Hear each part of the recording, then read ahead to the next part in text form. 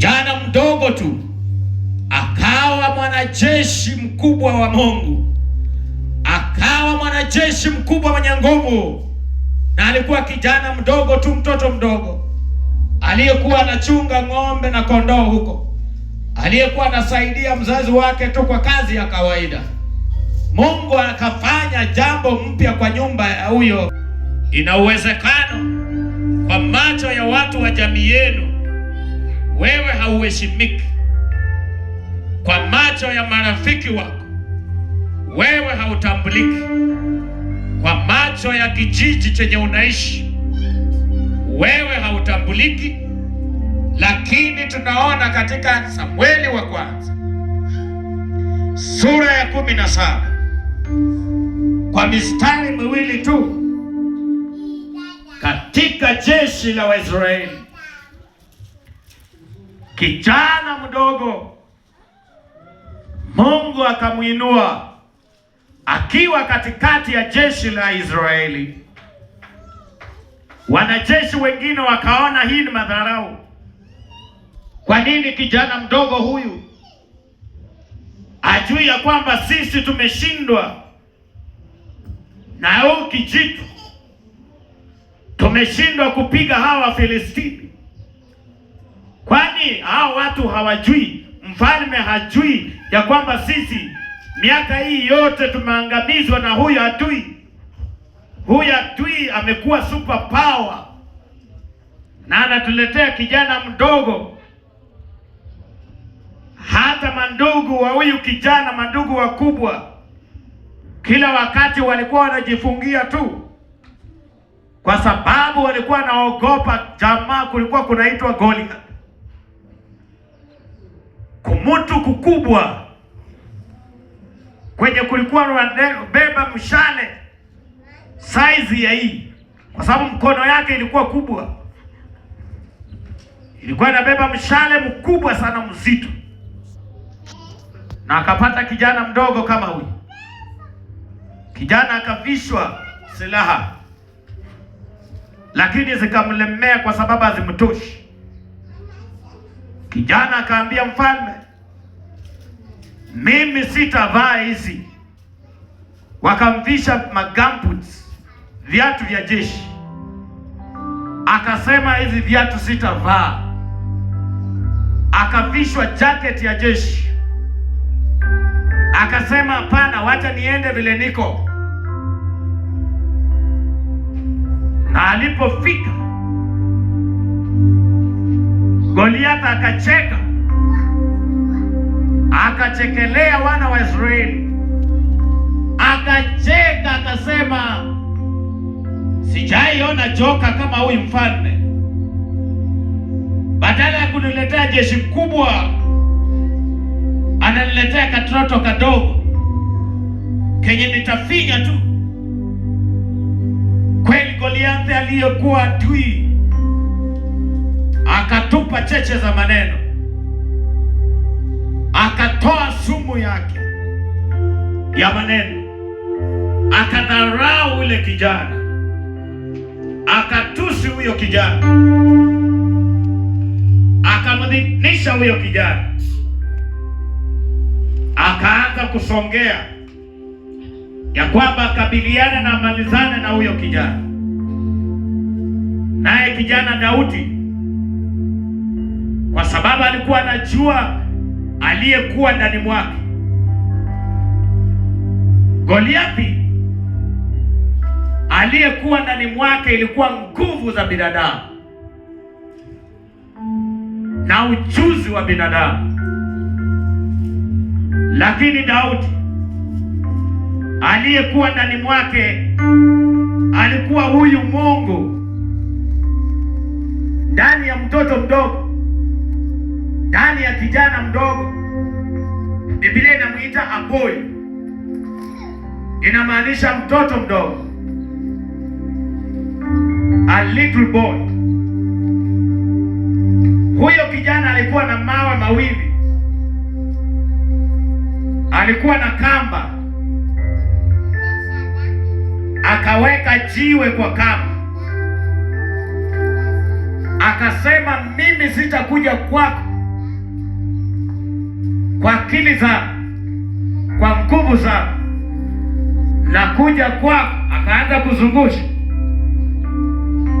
kwa jina la Mungu muweza vyote, akaachilia jiwe likagonga kule Goliath hapa. Goliath akaanguka mara moja, Goliath akakufa. Kijana akafika kwa Goliath, akamkanyaga kwa kichwa, akakata shingo yake, akabeba kichwa, akainua juu, akasema, nimekabiliana na huyu adui hata kichwa chake ndio hiki. Wana wa Israeli wakapata ukombozi. Kwa miaka mingi wameteswa, walikuwa na jeshi kubwa, lakini lote liliuawa na Goliathi. Lakini Mungu akaangalia kwa nyumba ya kazi, akaona kwa nyumba ya Jesse, akaona kijana mdogo anaitwa Daudi, na Mungu akatumia huyo kijana. Katika maisha yetu inasema nini? Inawezekana ya kwamba watu wengi wanadhani watu wanaomwabudu Mungu na mambo yatendeke ni watu wazima wakubwa, lakini wakati umewadia yenye vilidharauliwa ndio Mungu atatumia. Wewe mwenye umekuja hapa, wewe ndio Mungu anataka zaidi. Wewe ndio Mungu atatumia zaidi kugeuza na kuleta mabadiliko kwa familia yako, kuleta mabadiliko kwa nyumba yako, kuleta mabadiliko kwa maisha yako wewe mwenyewe. Daudi akafanyika mfalme, na katika Biblia hakuna mfalme aliyempendeza Mungu zaidi kuliko Daudi. Mungu alianza na Daudi wakati gani?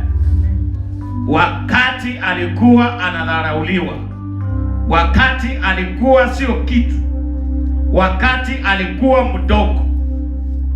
Mungu anaanza na wewe wakati haujiwezi.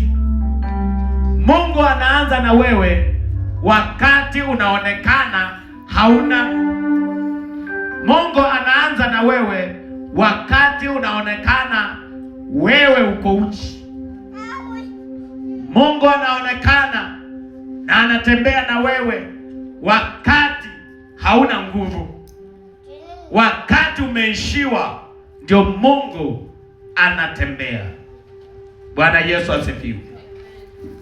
Wana wa Israeli hawakukuwa wanapata mana wakati wameshiba. Ni wakati tu wakiwa na njaa ndio Mungu alikuwa anaachilia mana. Wakishiba Mungu anaondoa. Wakati wako na kiu, Mungu anafanya lile jiwe, ile mwamba inaonekana. Naye Musa anagonga mwamba ule, akaunenea na maji natoka pale. Hata wakati walifika kwa mto, na maji ya mto huo, mto Mara, mto uliokuwa umejaa mamba na maji yake yalikuwa machungu, na wana wa Israeli wakawa na kiu, wakashindwa watamaliza kiu na nini, na maji ni chungu. Mungu alitumia mtumishi wake akageuza maji hiyo, maji yakawa safi, yakawa tamu, na wana wa Israeli wakanywa maji. Hii inamaanisha nini katika maisha yetu? Inawezekana maisha yenye umeishi ni maisha ya uchungu tele.